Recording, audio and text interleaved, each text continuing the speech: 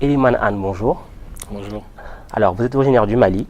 Vous courez depuis des années sous les couleurs de l'équipe de France. Votre spécialité, c'est le 400 mètres. Et d'ailleurs, vous avez remporté plusieurs titres, dont un de champion d'Europe en relais avec donc le 4x400. 100 mètres. Ouais. Bienvenue dans l'entretien face caméra. Merci. Merci Alors, à vous. pour débuter cet entretien, nous allons replonger dans vos souvenirs d'enfance et retrouver ce moment sportif qui s'est déroulé bien avant votre naissance et qui vous a marqué et vous a fait découvrir le sport sous un autre angle. Je veux parler des JO de 1936 à Berlin. Oui, effectivement, les Jeux de 1936 ont vraiment montré au monde entier à quel point le sport était puissant et était fédérateur parce que les nazis ils ont vraiment voulu montrer au monde entier leur suprématie, leur idéologie en organisant des jeux vraiment extraordinaires. Mais ils ont oublié qu'au final, ça allait être un Afro-Américain, la star de ces Jeux olympiques-là. Et ça, c'est quelque chose qu'on ne contrôle pas. Donc ça montre vraiment que le sport, c'est quelque chose de vraiment extraordinaire et qui peut être beaucoup plus fort que les politiques, que les religions, que les idéologies. Et donc je pense que ça a été vraiment un moment vraiment exceptionnel pour l'avenir du sport. Alors, 1936, c'est bien avant votre naissance. Oui, beaucoup. Comment est-ce que vous entendez parler de ces JO? J'ai entendu déjà dans les médias, en athlétisme, tout le monde connaît Jesse Owens. C'est là où il a vraiment excellé et on l'a appris comme ça. Et aussi, j'ai eu de la chance cet été de courir dans le stade olympique de Berlin, là où il y a eu les Jeux de 36. Et d'ailleurs, le stade n'a pas beaucoup changé et c'était vraiment quelque chose de très fort de se dire que voilà, on court dans le même stade que Jesse Owens. À ce moment-là? Oui, d'habitude, la plupart du temps, quand je rentre sur une piste, quand je rentre dans le stade, j'évite de vraiment regarder autour de moi. Et cette fois, je ne sais pas pourquoi, j'ai levé la tête pour vraiment regarder le stade et c'était vraiment magique.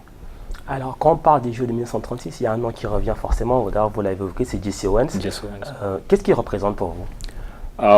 Comme je l'ai dit tout à l'heure, pour moi, il représente vraiment le sport pour tous.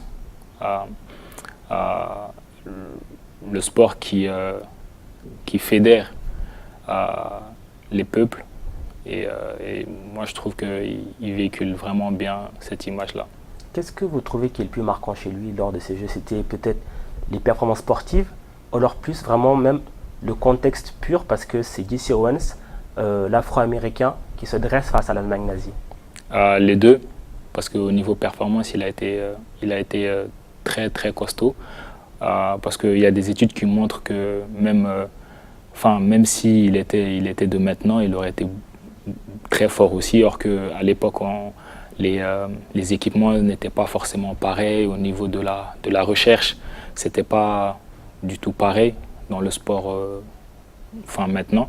Et aussi, aussi le fait qu'il arrive à montrer au monde entier que malgré des moyens énormes que les nazis ont mis pour organiser les Jeux, malgré tout ça, au final, c'est la nature humaine qui gagne.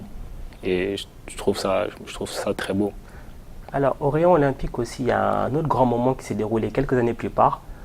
C'est lors des JO de 1968 à Mexico, avec ce point levé de Tommy Smith et John Carlos.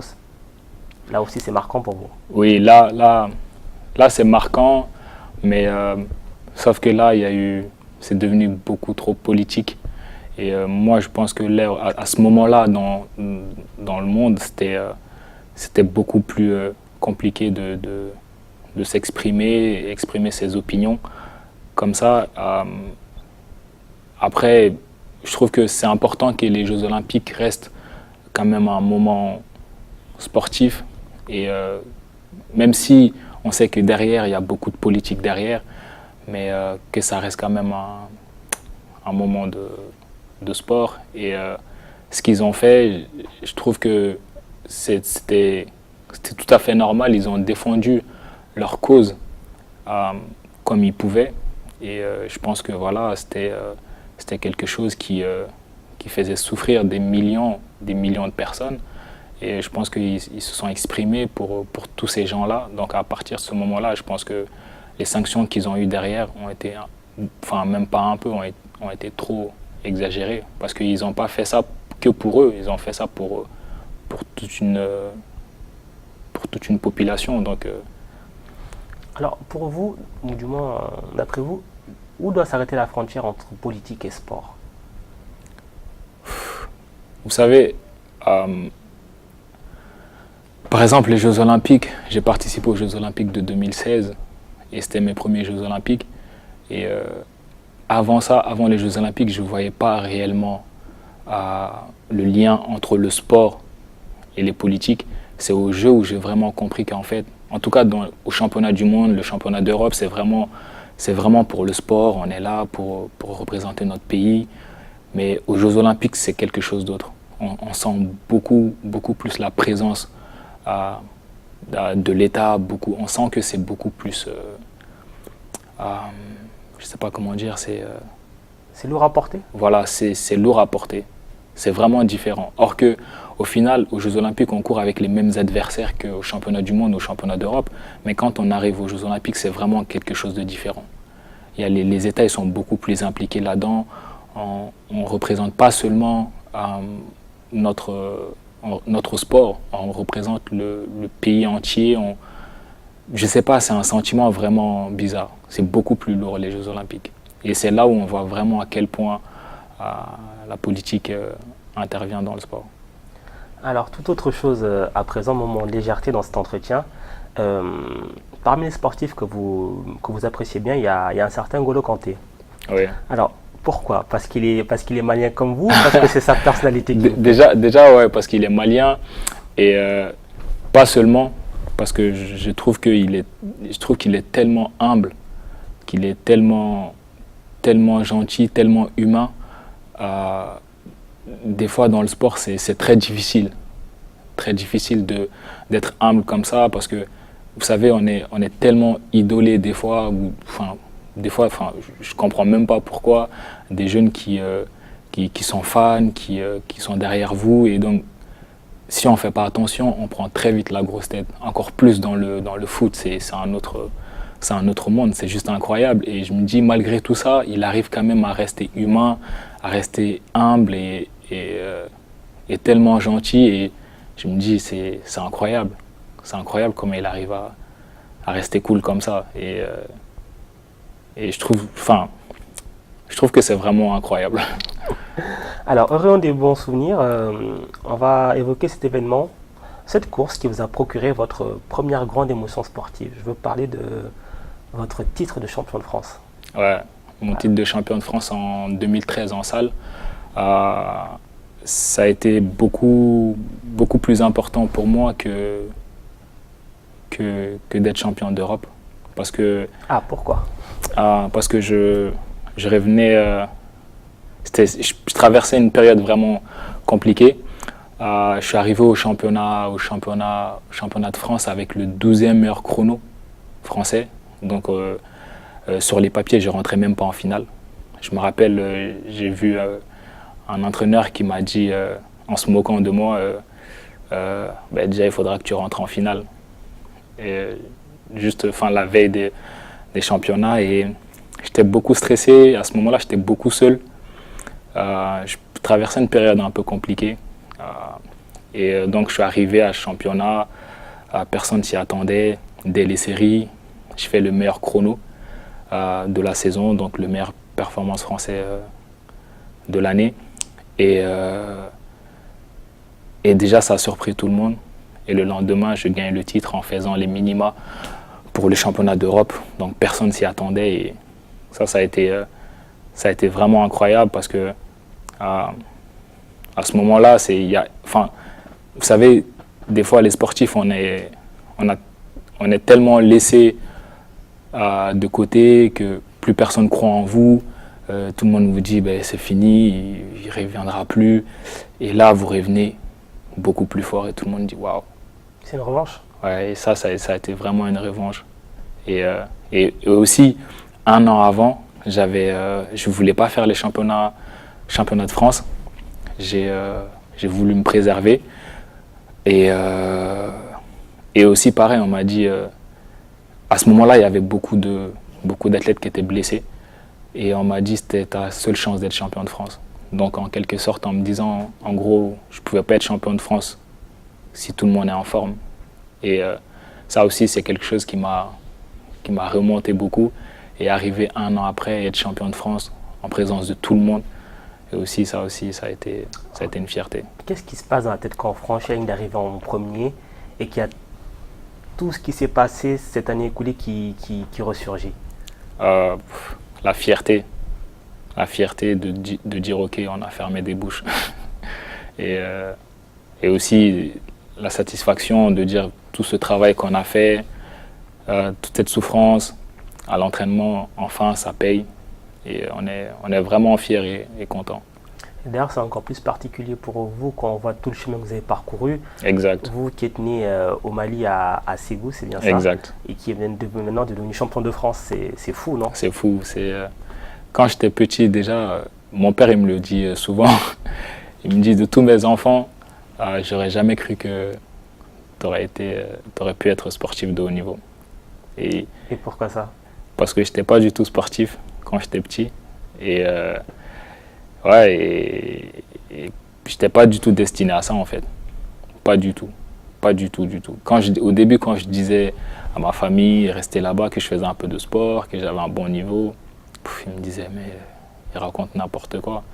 Et le jour où je suis parti faire le meeting de Bamako, que les organisateurs ils m'ont invité, ils ont pris mon billet, ils m'ont hébergé à l'hôtel et ils se sont dit, ah oui, peut-être qu'il y a quelque chose. Ouais, peut-être qu'il y a quelque chose. Et c'est là ils ont commencé à me soutenir, mais au début ils ne croyaient pas. Ils me disaient, non, il n'est pas sportif, quand il était petit, il n'a jamais fait du sport. Donc ils ne comprenaient pas. Bon, après ce titre de champion de France, il y aura d'autres victoires, d'autres consécrations, notamment aux Jeux de la francophonie, au championnat d'Europe. Parmi toutes vos victoires, est-ce qu'il y en a une en particulier que vous préférez, que vous savrez avec plus d'entrain? Non, le titre de champion de France. De 2013? Ouais, ça reste le titre de champion de France. Parce que ça a été tellement... C'était tellement compliqué à ce moment-là, mais que je pense que même si je sais pas, même si l'année prochaine je fais champion du monde, mais ça restera toujours ce titre de champion de France. Alors, on va passer à 2018, récemment donc, avec les championnats d'Europe qui sont déroulés à Berlin, Ouais. dans le fameux stade. Oui. Le relais français était bien parti. Malheureusement, vous finissez donc à la 4e place en finale du relais 4x400. Qu'est-ce qui vous a manqué pour monter sur le podium? Ben, cette année, on a tous eu une saison compliquée. Donc moi, j'ai une blessure qui est tombée très mal, juste en début de saison, au mois de juin, début juin. Et c'est une période très, très importante pour nous. Donc pour vraiment commencer à monter en puissance et à être fort dans les compétitions. Et malheureusement, je me suis blessé à ce moment-là. J'ai une pubalgie. Et donc là, c'était fini, quoi. Je pouvais rien faire. Une pubalgie, ça dure des mois et des mois et des mois. Donc on peut pas s'exprimer. On a super mal. Je pouvais rien faire. Je pouvais rien faire que de subir. Malheureusement, dans le sport, il y a des moments comme ça. On a des blessures. On choisit pas quand est-ce que ça arrive. Et quand ça arrive à des moments comme ça, on peut qu'avancer avec, quoi. Donc du coup, moi, j'étais pas du tout à mon niveau. Et après, les autres aussi, ils ont eu tous... Ça a été vraiment une saison extrêmement compliquée pour les coureurs du 400 cette année, parce que personne n'était à son niveau et on n'explique pas, on ne sait pas pourquoi. Bon, ensemble, la 4e place, finalement, c'est pas si mal peut-être. Ouais, parce qu'avant d'arriver là-bas, les journalistes ils disaient qu'on n'allait pas rentrer en finale. Donc on termine 4e. Donc vu comme ça, on s'est dit c'est bien, mais après les chronos n'est pas top, quoi. Alors, autre mauvais souvenir aussi, c'était en 2016 lors des JO. Ouais, wow, 2016. Qu'est-ce qui s'est passé alors? L'année 2016, je pense que ça a été la saison la plus dure de ma carrière et la période la plus dure de ma vie, je pense. J'ai eu une grosse blessure. En fait, je revenais d'un stage au Mali. Donc je pars souvent auprès de la famille, me ressourcer, en même temps m'entraîner là-bas. Et le stage s'est très bien passé. Je suis revenu, j'étais vraiment à un super bon niveau. Mon entraîneur, il était vraiment surpris. Il me disait que je t'ai jamais vu à ce niveau-là. À l'entraînement, j'ai vraiment passé des caps cette année-là. J'étais vraiment costaud. Et donc quand je suis rentré en France après mon stage, j'ai fait un 60 mètres. Et j'ai le tendon qui s'est arraché en fait au départ, et ça a été très dur. Ça a été très très dur. Et en fait aussi, je suis parti voir des médecins. Ils m'ont dit non, c'est rien, dans un mois vous allez reprendre votre préparation pour les Jeux Olympiques. On était encore à 7 mois avant les Jeux Olympiques. Ils m'ont dit non, c'est rien, dans un mois vous allez reprendre votre préparation et tout va bien. Et au final, j'ai pris 7 mois sans pouvoir courir. Et ça a été très frustrant de ne pas pouvoir s'entraîner correctement pour participer aux Jeux Olympiques. Et aussi de voir qu'on était à un tel niveau physiquement et qu'au final, on perd tout. Et donc ça a été très dur. J'ai continué à me soigner, à essayer de revenir, à essayer d'être guéri avant les Jeux, mais ça s'empirait chaque fois. Et après, juste quelques temps, j'ai eu un décès dans ma famille qui a encore compliqué les choses. Ça a été très, très, très dur. Et juste après aussi, j'avais décroché un gros contrat à Dubaï avec El Nasser Club. Et à cause de ma blessure, le contrat est tombé à l'eau. Donc j'avais l'impression que le ciel me tombait dessus quoi, à ce moment-là. À ce moment-là, vous avez encore envie de courir? Non, à ce moment-là, non. J'avais envie de tout plaquer, tout arrêter. C'était vraiment une période compliquée. Et après, pour terminer, juste quelques mois avant les Jeux Olympiques, il y a eu beaucoup de propos à mon sujet sur les réseaux sociaux, dans les médias, par rapport à ma participation aux Jeux Olympiques, qui m'ont vraiment fait mal. Des personnes qui se sont permis de mettre en question toute ma carrière, tout ce que j'ai fait jusqu'à ce moment-là. Et c'était vraiment une période difficile. Après, quand je suis arrivé aux Jeux Olympiques, j'ai réussi j'ai réussi un peu à retrouver mon niveau, mais je suis arrivé, j'étais out quoi. J'étais out, je pouvais courir, mais j'étais pas à 100%. J'étais pas à 100% et ça a été vraiment frustrant pour moi d'arriver aux Jeux, parce que pour tous les sportifs, on s'entraîne pour les Jeux Olympiques, c'est le moment le plus important, plus que les championnats du monde, les championnats d'Europe, c'est vraiment les Jeux. Et en 2016, j'ai pas vécu mes premiers Jeux Olympiques comme tout le monde, et ça m'a vraiment fait mal. Ça m'a vraiment fait mal. Mais ce qui a été vraiment important pour moi, je me suis dit, ok, je traverse une période vraiment difficile, mais il faut que ça me serve quelque chose.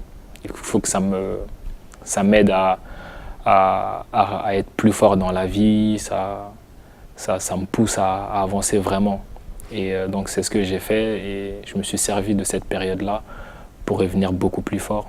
L'année d'après, je reprends l'entraînement. Ah oui, donc après les Jeux, les médecins ils m'ont dit que peut-être je vais jamais pouvoir retrouver mon niveau, ou même peut-être jamais pouvoir recourir. Et donc ça c'est encore plus frustrant quoi.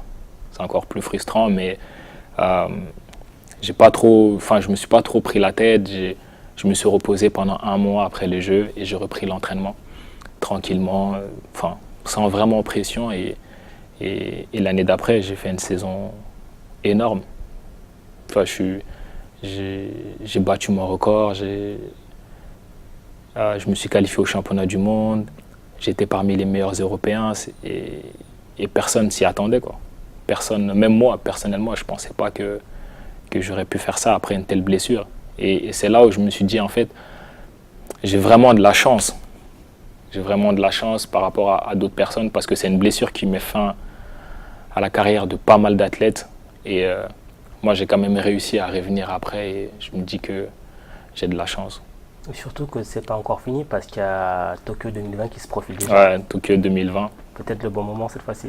J'espère parce que je suis passé à côté de beaucoup de choses à cause des blessures, à cause des petits problèmes. Vous savez, la carrière d'un athlète, c'est jamais tranquille. Il y a des hauts et il y a des bas.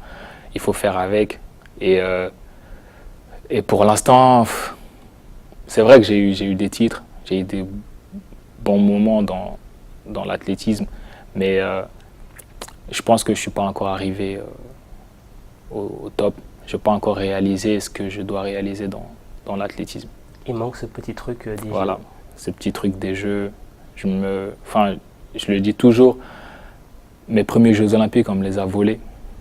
Tu vois, j'ai toujours senti comme ça. Et 2020, ben, je vais la récupérer, quoi. C'est tout le mal qu'on vous souhaite, Eliman.